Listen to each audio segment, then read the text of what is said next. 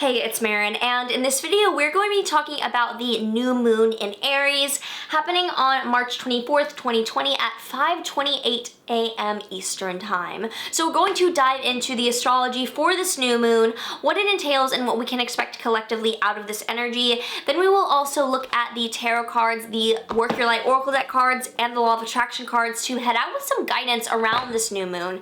So before we get started, if you are excited for finding out about this lunation, make sure to like this video, make sure to subscribe as well if you have not already, and let's get into it. So for new moons, the sun and the moon are conjunct. They are in the same sign, and for this one in Aries new moon, the sun and the moon are in Aries, and they are also tightly conjunct the asteroid Chiron. Chiron is known as the wounded healer. In a chart, it is the energy antenna, the part where we are our most, or not the most, but it is a vulnerable point in our chart, which when magnified can indicate that we are opening up to where we feel insecure, and through that where we can heal others through our openness and through sharing our story. I think the saying, we teach best what we most need to learn, really resonates with Chiron. So with the sun and the moon in Aries tightly conjunct asteroid Chiron, this is a highly sensitive new beginning. New moons are times to plant seeds for the next 6 months. They are new beginnings, new chapters in our lives, and whatever astrology house they are falling in. You can watch your March forecast down below to know which house this is affecting your sign for, where this is hitting you. After this video, you can pause this, don't kill my watch time here. But this is a time of heightened awareness around a particular emotional trigger. So the ego's pain body will probably be particularly activated for this new moon. This new moon is also happening with the sun and the moon at the bending of the nodes, meaning that the nodal axis, the nodes of the moon, will be the north node in Cancer and the south node in Capricorn. Those are two cardinal signs, and the opposite perpendicular cardinal signs are Aries and Libra. So with this new moon being in Aries, it is at the bending of the nodes. It is at that 90-degree angle known as the skipped step. So this is a pivotal point for us to turn inward and address where we want to push through, but need to go inward and dress our own wounds regarding what is prodding us to react. Remember that those who attack do so because they are hurting themselves, and those who are wise don't feel the need to take from others in order to feel full.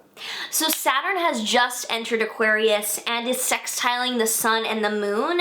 It will retrograde back into Capricorn in May. You can watch my whole video on Saturn and Aquarius down below as well to understand better what this will entail for the next year. But this is an opportunity to arise that allows us to commit to healing this wound.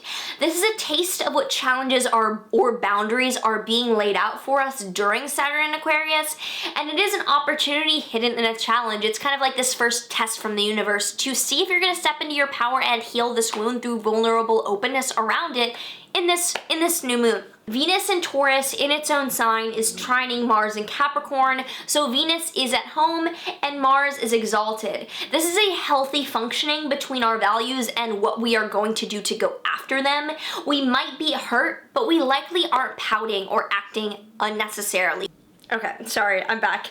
After a day of filming, camera ran out of space and just, had to empty that shit out. Okay, so Mars will also in Capricorn will be conjunct Jupiter and Pluto, so there's a tendency to make decisions as if it's the end of the world, and things very well may require large consideration, but considering things fully doesn't mean choosing the most visible actions.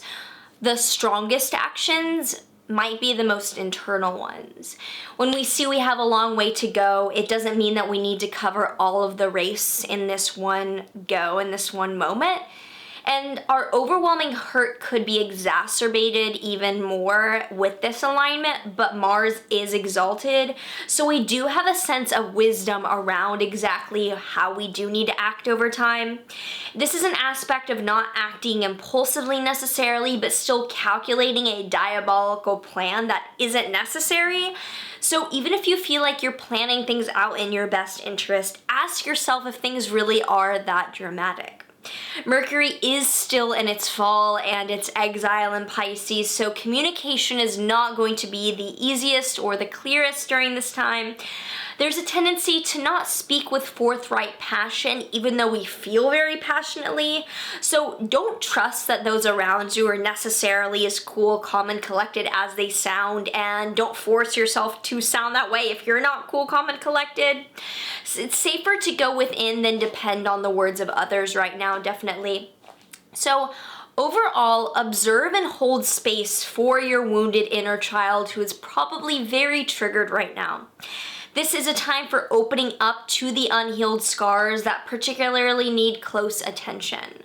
Large-scale trauma could be unveiled, but that doesn't mean that large-scale drama has to ensue. So treat your ego like a child needing to be thoughtfully parented right now, and plant your new seeds from a place of being really mindful, considerate, and honest about that area of your life. And like I said, you can watch your forecast down below for March to see what your sign will be planting new seeds around this March. So let's pull a tarot card for what energy is coming up for this new moon.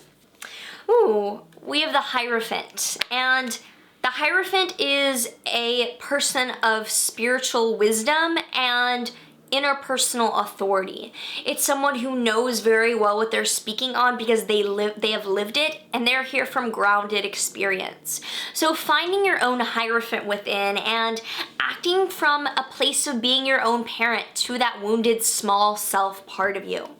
For a Work Your Light Oracle deck card, we have boundaries. Where do you need to establish better boundaries? Maybe seeing that you getting upset over something is you not drawing a boundary around what you're letting yourself become energetically entangled with. Now, finally, for a Law of Attraction card, we have I am learning to allow well-being in. The art of allowing is, I am that which I am, and I am pleased and joyful in it, and you are that which you are, and while you are different from that which I am, I can allow that, for it is also good.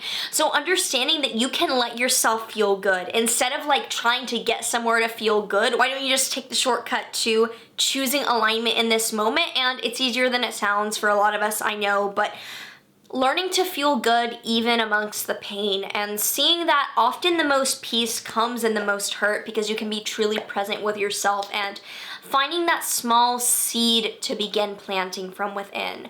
So if this resonated with you, I'd love to hear your story and how this is feeling to you and what your sign is and how this is hitting you down below. Also check out my readings. I would love to read for you. Link is all down there. Check out Rashi, my new website, which is a spiritual Yelp service basically connecting spiritual healers with their ideal clients. So if you are an astrologer, a tarot reader, a Reiki healer, or anyone in the spiritual community who is looking for those services, Rashi is the one-stop shop for you to find your either ideal clients or ideal healers and ground the woo. So with that being said, like, subscribe, do all of the things, check out my other videos, hit post notes, sending much love, and I will see you in the next one.